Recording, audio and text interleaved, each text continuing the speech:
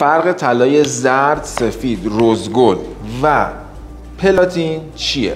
اول بهتون میگم که این شمش طلاست، یعنی عیارش 999/9 طلای خالص.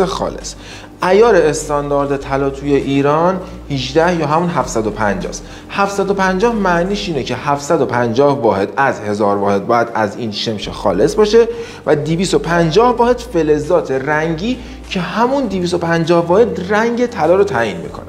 بیام بهتون توضیح بدم. یعنی اگر 750 واحد از 1000 واحد شمش باشه و 250 واحد فلزات قرمز رنگ، طلا در نهایت میشه رزگلد. اگر ترکیب شمش با فلزات سفید باشه میشه در نهایت طلای سفید و اگر ترکیب شمش با فلزات زرد باشه در نهایت ما طلای زرد رو داریم.